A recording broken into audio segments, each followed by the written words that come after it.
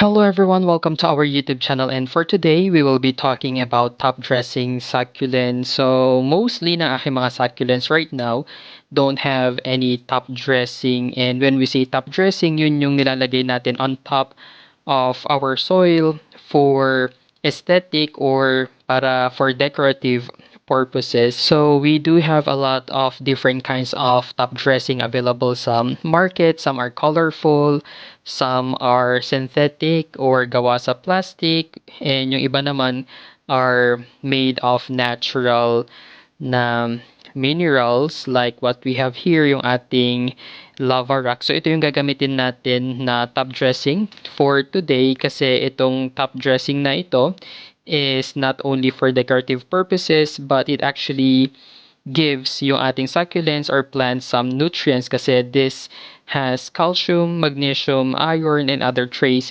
minerals in it. So, gagamit na rin lang tayo ng top dressing sa ating mga succulents. We might as well use yung something na could benefit our potting mix or our plants. But anyway, isa sa mga reasons kung bakit tayo naglalagay ng top dressing is because some of our pots are very lightweight. So, kumbaga pag humangin, mabilis silang matumba, and if we will be adding itong mga top dressing na ito, hindi sila basta-basta matutumba because of the weight. Kasi yung mga top dressings mostly na nilalagay natin are quite heavy. So, kung humangin man, it would be safe for this pot na hindi matumba. Another reason kung bakit tayo naglalagay ng top dressing is because when we water yung ating plants or yung ating soil, ang nangyayari is that nagfo-float or tumatalsik yung ating potting mix, and doon sa area kung saan tayo nagdilig is talagang nahuhukay siya. Ayan, so it's really something na I'm sure nangyari na yan sa inyo. And because of this, most of the time, tiba, bumabagal yung pagdidilig natin kasi we also need to consider na hindi mahukay yung ating soil mix. And so, ayan, for today, we will be adding a top dressing dito sa ating Pachyphytum oviferum.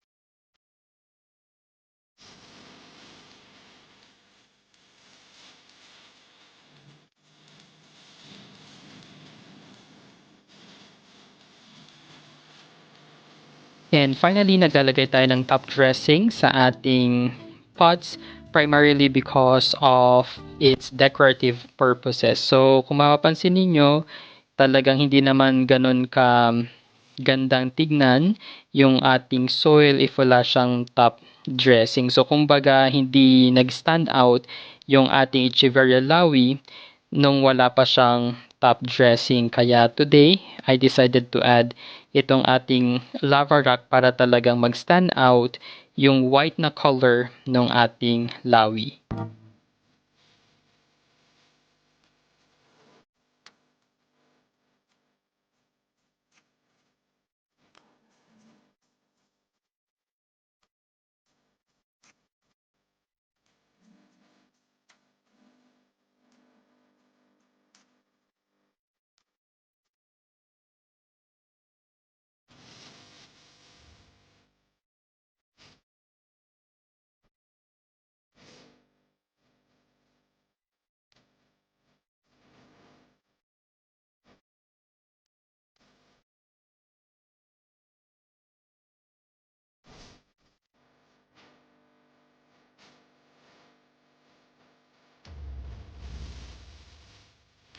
So finally, we are done adding yung ating lava rock, and ayan, diba talagang mas kitang-kita na natin yung white na color ng ating Echeveria lawi. So sometimes rin yung potting mix na gagamit or yung top dressing na gagamitin natin should also depend on the pot na ginamit natin, and syempre yung plant. So yung ating lawi and yung ating oviferum kasi talagang they have this simple whitish color, kaya dapat darker color din yung top dressing na gagamitin natin sa kanila. And mapansin nyo rin na whatever plant or succulent ang lalagyan natin ng top dressing, talagang lumilitaw yung color and yung ganda ng ating mga succulents as compared pag wala nga silang top dressing. So, for the disadvantages naman of using top dressing is that una, syempre, itong mga top dressing na to is medyo mabigat sila. And so, if lahat ng inyong pots ay lalagyan ninyo ng top dressing, you have to make sure na matibay yung paglalagyan ninyo kasi syempre talagang itong top dressing would add up the weight ng ating soil mix, ng ating pots.